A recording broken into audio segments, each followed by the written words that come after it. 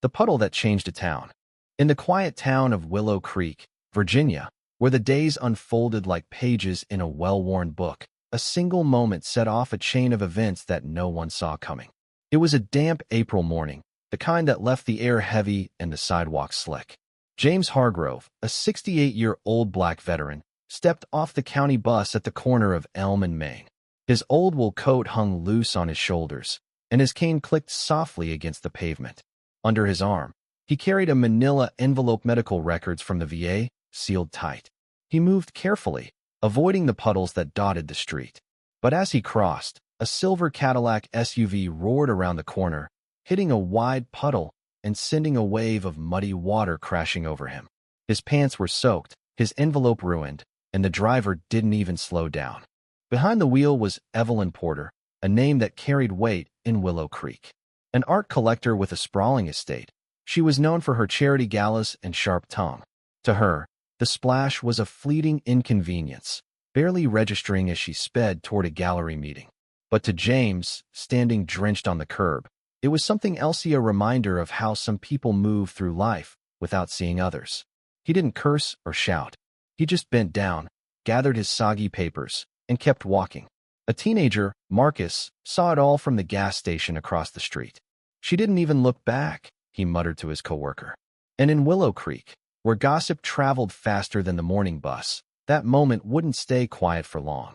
The next morning, before the sun had fully risen, 4 men stood at the iron gates of Evelyn's estate. They weren't locals, and they weren't there to negotiate. Michael Vance, a former Navy SEAL with a voice like gravel, pressed the intercom. Beside him were Luis Mendoza, limping slightly from an old injury, Ethan Caldwell, sunglasses hiding his sharp gaze, and Nathan Brooks, the youngest, still active duty but on leave. "We need to talk about James Hargrove," Michael said when Evelyn's voice crackled through the speaker. Her reply was curt, "I don't know him." But the men didn't leave. They stood there, calm but unyielding, and Evelyn felt a chill she couldn't explain. Who was James Hargrove, and why did these strangers care so much? Inside her pristine living room, Evelyn faced the men, her silk robe swapped for slacks and a blouse. She offered coffee, more to break the tension than out of hospitality. "What do you want?" she asked, arms crossed. Michael leaned forward. "You splashed a man yesterday and drove off like he was nothing. That man is James Hargrove, and he's worth more than you know." Luis pulled out a faded photo, 5 soldiers in fatigues, standing in a desert. One was James, younger but unmistakable. "This man held a rooftop in Iraq for 9 hours under fire," Luis said. "Took shrapnel in his side and didn't leave until every one of us was safe." Evelyn stared at the photo, her confidence wavering. "I didn't know," she said softly. "You didn't look," Ethan replied, his words cutting deeper than any shout. The confrontation wasn't loud, but it was seismic. Evelyn's world, built on status and control, cracked under the weight of their calm conviction. She didn't apologize that day, but she couldn't shake the image of James's steady eyes, his quiet dignity. That afternoon, she called a friend on the town council, Diane Walsh. "What do you know about James Hargrove?" Evelyn asked. Diane paused. "He's a vet, lives near the post office. Got a Bronze Star, I think." "What?" Evelyn didn't answer. She hung up and dialed Tom Reynolds, who ran the Willow Creek Veterans Center. "James Hargrove," she said.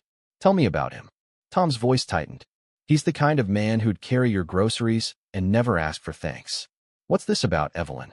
She didn't know how to explain it, not yet. Across town, James was fixing a squeaky hinge on his apartment door.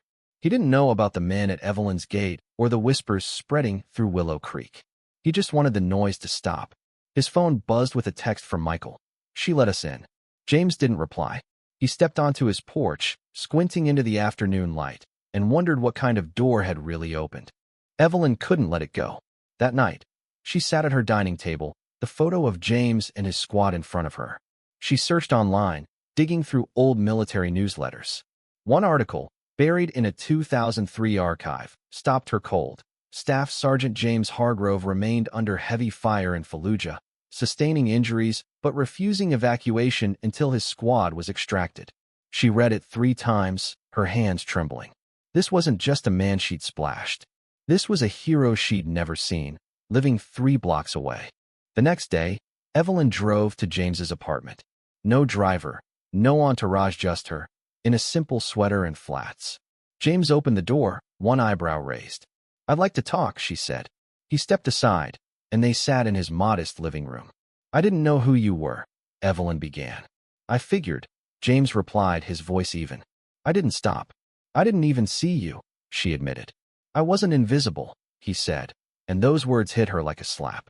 They talked for 10 minutes, not as enemies, but as strangers finally meeting. "I'm sorry," Evelyn said, her voice breaking. "Not just for the mud. For not seeing you all these years."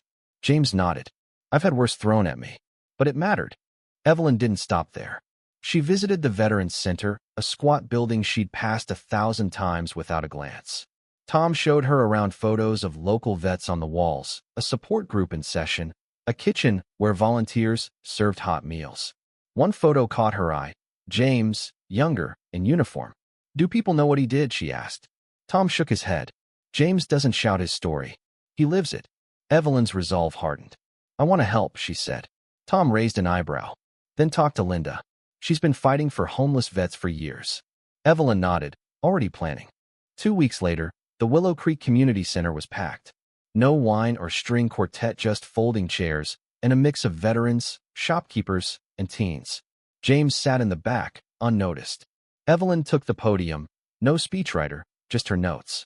"I splashed a man with mud and drove away," she began. The room went silent. "I didn't see him. I went home, washed my car, and forgot." But he didn't forget, and neither did the men who showed up at my gate. She locked eyes with James. "That man was James Hargrove, and I ignored him.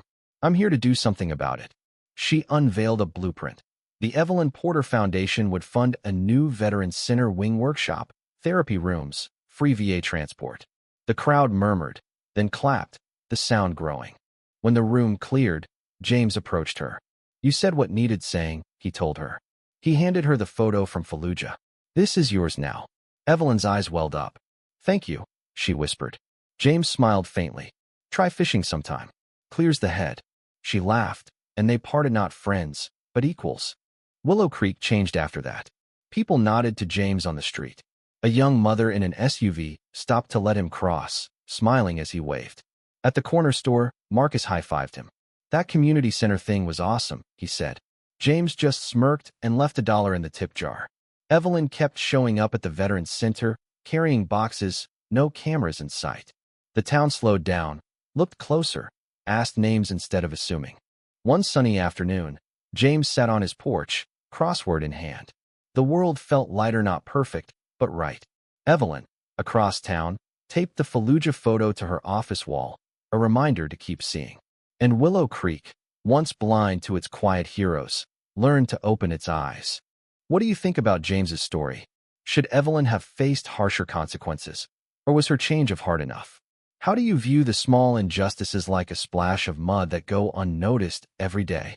Share your thoughts in the comments below, especially on the bigger issues of fairness and respect in our world. Let's hear your stand.